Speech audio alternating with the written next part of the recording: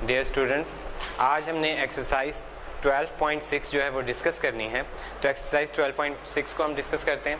12.6 exercise में असल में हमारे पास केस नंबर 3 जो है उससे रेलिवेंट है ये।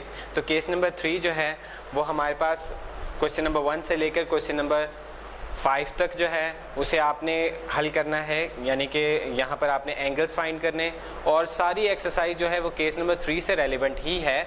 और क्वेश्चन नंबर 1 से लेकर क्वेश्चन नंबर 5 जो है सबसे पहले तो वो आपने देखने हैं। यहाँ पर जो है हमारे पास क्वेश्चन नंबर 1 है जिसकी स्टेटमेंट है कि हमारे पास ए साइड 7 है, बी साइड 7 है और सी साइड जो है उसकी वैल्यू 9 है हमारे पास। तो हमने क्या करना है, इस क्वेश्चन को सॉल्व करना है। अब देखिए यहाँ पर क्वेश्चन की स्टेटमेंट में देखें, आपको क्लैरिफाई नहीं किया गया, यानी कि यहाँ पर बताया नहीं गया, ना आपको पाबंदी लगाई गई और यहाँ पर रिस्ट्रिक्ट किया गया है कि आपने इस ट्रायंगल को जो है, जो गिवन डाटा है उसको आपने किसी ख़ास लॉ से हल करना है। तो आपने जज करना है कि क्योंकि 3 साइड्स गिवन है, तो जब 3 साइड्स गिवन होती है तो केस नंबर 3 होता है ऑब्लिक ट्रायंगल को सॉल्व करने का। तो केस नंबर 3 को कैसे सॉल्व करते हैं, तो आप लॉ ऑफ कोसाइन से हल करते हैं या फिर हाफ एंगल फार्मूला लगाते हैं। तो अब आप पर है, आप इसे लॉ ऑफ कोसाइन से हल करते हो या फिर हाफ एंगल फार्मूला से हल करते हैं, जैसा कि हम पहले डिस्कस कर चुके हैं। तो हम क्या करेंगे, लॉ ऑफ कोसाइन की हेल्प से इसे हल करेंगे। अब यहाँ याद रखें, हम लॉ ऑफ कोसाइन की कौन सी वाली फॉर्म लगा रहे हैं, हम एंगल वाली फॉर्म लगा रहे हैं, जो कॉस अल्फा, कॉस बीटा और कॉस गैमा की फॉर्म में थी, वो वाली फॉर्म लगाएंगे। तो मैंने यहाँ पर कॉस अल्फा लिखा है क्योंकि मैं पहले अल्फा फाइंड करना चाहता हूँ। तो कॉस अल्फा इक्वल होता है B square plus C square minus A square divided by 2bc। Data सारा पुट कीजिए, ए बी और सी की वैल्यू पुट करिए। पुट करने के बाद उसका स्केल लीजिए, स्केल लेने के बाद जो उसे हल कर लीजिए। इसे कैलकुलेटर की हेल्प से सब्स्टिट्यूट करके जो है आपकी वैल्यू जो है वो आ चुकी है 0.6429 कॉस अल्फा की। अब मुझे अल्फा चाहिए तो मैं दोनों तरफ कॉस इनवर्स अप्लाई करूंगा। तो आपने क्या करना है, कैलकुलेटर की हेल्प से शिफ्ट प्रेस कीजिए, कॉस का बटन प्रेस कीजिए। तो कॉस का बटन प्रेस करेंगे तो आपके पास कॉस इनवर्स आ जाएगा और 0.6429 लिखिए। फिर जो आपका आंसर आएगा उसे आपने डिग्री, मिनट और सेकंड वाला बटन प्रेस करके लेकर आना है, जो कि 50 डिग्री आ चुका होगा। तो इस तरीके से आपका एक एंगल जो है वो आ चुका है। ये चूंकि एक्सरसाइज कैलकुलेटर बेस है, इस वजह से यहाँ पर जो है मैंने इसको सॉल्व करके लिख लिया है, क्योंकि कैलकुलेटर की हेल्प से जो है हर स्टेप जो है कैलकुलेटर की हेल्प से हो रहा है। ये कैलकुलेटर बेस है, तो कैलकुलेटर आपको यूज़ करना अच्छे से आना चाहिए। अब यहाँ पर बच्चों हमने अल्फ़ा फाइंड कर लिया, पहला एंगल आ चुका है। अब दूसरा एंगल हम फाइंड करेंगे। दूसरा एंगल अगर आप चाहते हो तो पहले गैमा फाइंड कर लो या बीटा कर लो।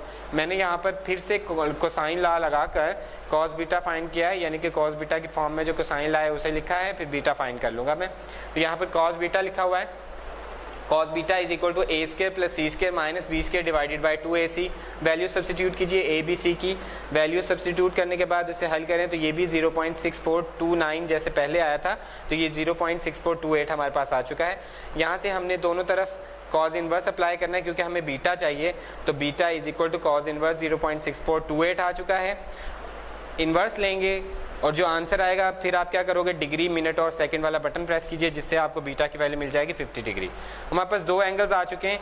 अब यहाँ से आगे जब आपके पास 2 एंगल्स आ चुके हैं, उसके बाद बच्चों आपने प्रॉपर्टी लगानी है alpha plus beta plus gamma equal to 180 degree. अब आप तीसरा एंगल ऐसे ना फाइंड करें कि आप वहाँ से कॉस बीटा लगा लिया, जैसे कॉस अल्फा जैसे लगा लिया, आप कॉस गैमा लगा कर हल कर लें। ऐसे करने से क्या होगा, 180 से आपका एंगल जो है, एंगल का सम जो है, एंगल्स का जो ट्राइंगल का सम होता है वो 180 के इक्वल होता है, वो उससे बढ़ जाएगा। तो हमें इस प्रॉपर्टी को भी सेटिस्फाई करवाना है, तो इसलिए हम क्या करेंगे, इन 2 एंगल्स को निकालने के बाद तीसरा एंगल जो है इस प्रॉपर्टी में सब्स्टिट्यूट करके निकालेंगे, जो कि हमारे पास गैमा इक्वल टू 80 डिग्री आ जाएगा। इस तरीके से बच्चों आपने इन क्वेश्चंस को करना है। तो आपकी मर्जी, आप इसे लॉ ऑफ कोसाइन से हल करते हैं या फिर पहले जो है हाफ एंगल फार्मूला लगाते हैं। तो ये क्वेश्चन नंबर 1 जो है इस तरीके से करवाया, आप इसी को हाफ एंगल फार्मूले से भी करके चेक करेंगे। इसी तरीके से ये कुल 5 सवाल हैं जो कि आपने इस तरीके से करने हैं, जो गिवन डाटा और साइड्स दी गई हैं। तो अब हमने जो है अगला क्वेश्चन नंबर 4 जो है वो पिक किया हुआ है। अब इस क्वेश्चन को हमने जो सॉल्व किया है वो हाफ एंगल फार्मूला से किया है।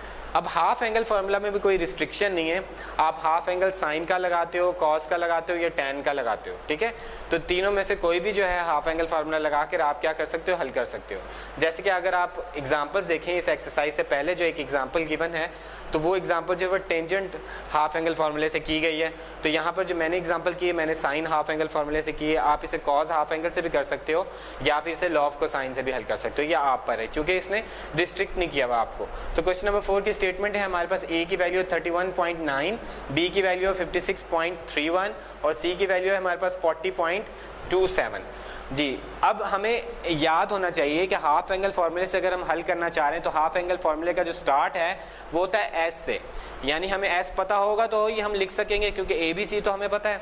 तो एस क्या होता है, एस की वैल्यू होती है तीनों साइड्स को आप ऐड करें, ऐड करने के बाद 2 पे डिवाइड कर दें। तो हम क्या करेंगे, तीनों साइड्स को लिखेंगे इस फॉर्मूले में, ऐड कर देंगे और ऐड करके 2 पे डिवाइड करेंगे, जिससे हमें s की वैल्यू मिलेगी 64.24। इसके बाद हमें फॉर्मूले में s minus a, s minus b और s माइनस c चाहिए होता है, चाहे वो साइन का हो, कॉस का या tan का हाफ एंगल हो। तो हमने s माइनस a निकाल लिया, यानी s में से a की वैल्यू सब माइनस कर दी है, इसी तरीके से s में से b की वैल्यू माइनस की है और फिर s में से c की वैल्यू माइनस की है, और इस तरीके से हम निकालते चले जा रहे हैं। इन तमाम वैल्यूज़ को पहले रख लें निकाल के, क्योंकि जो भी ज़रूरत पड़ेगी तो हमने निकाल लेना है। अब यहाँ पर आप याद रखें, आपको फिर से बता रहा हूँ, जब भी हाफ एंगल फार्मूला आपने यूज़ करना है तो आपने एक तो s की वैल्यू निकाल के शुरू में रख लेनी है, और साथ में s minus a, s minus b और s माइनस c की वैल्यू भी पहले से फाइंड करके रख लेनी है, ताकि जो भी इसमें से यूज़ होगी वो हम यूज़ कर लेंगे। अब यहाँ पर मैंने हाफ एंगल फार्मूला साइन का यूज़ किया हुआ है। साइन अल्फा बाय 2 किसके इक्वल होता है, square root of s minus b into s minus c divided by bc। Values put करें, देखिए अब मुझे s माइनस b की वैल्यू चाहिए, वो लिख ली, s माइनस c की वैल्यू चाहिए, उसे लिख लिया है, b की वैल्यू और c की वैल्यू चाहिए, उन्हें लिखा है। हल करें, हल करने के बाद आपका फ्रैक्शन जो है स्क्वायर रूट के नीचे कुछ इस फॉर्म में आ जाएगा। जी, इसके बाद इसे हल करने के बाद जो आपकी वैल्यू आएगी वो आपकी आ चुकी है 0.2895। ठीक है, साइन अल्फा बाय 2 का जो है आपने आंसर जो है इसका स्क्वायर रूट भी ले लिया है, तो वो 0.2895 आया। अब मुझे जो है एंगल चाहिए, तो दोनों तरफ साइन इनवर्स अप्लाई करूंगा, तो इधर आ जाएगा साइन इनवर्स ऑफ 0.2895। शिफ्ट और साइन का बटन प्रेस करेंगे, इसे हल कर लेंगे, आपके पास वैल्यू आ जाएगी 16 डिग्री 49 मिनट्स। अब हमें यहाँ पर जो है 2 से मल्टीप्लाई करना होगा इस एंगल को, ताकि अल्फा आ जाए। तो 2 से मल्टीप्लाई करेंगे तो आपका आंसर आ जाएगा 33 डिग्री 40 मिनट्स। तो एक एंगल हमारे पास आ चुका है। अब दूसरा एंगल हम फाइंड करते हैं, चाहे वो बीटा कर लें या गैमा कर लें, आप पर है। तो मैंने दोबारा से जो है साइन बीटा बाय 2 लगाया है।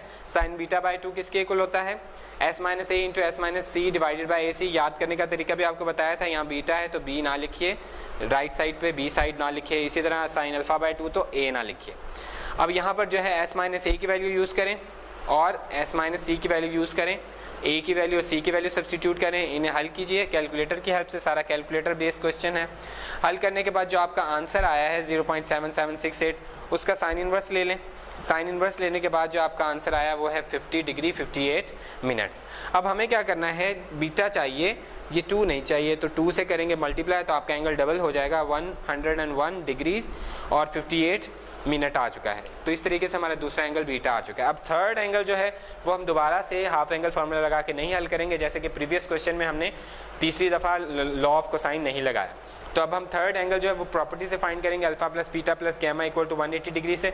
ऐसा क्यों करते हैं बच्चों, हम प्रॉपर्टी क्यों लगाते हैं, ताकि हमारे तमाम एंगल्स का जो सम है वो 180 से बढ़ ना जाए, एक्सीड ना हो जाए। तो हमने अल्फा और बीटा की वैल्यू पुट की है, पुट करने के बाद गैमा की वैल्यू जो है निकाल ली है, 180 में से इन दोनों का सम जो है माइनस कर दिया है। माइनस करने के बाद गैमा की वैल्यू आई है 44 डिग्री 22 मिनट।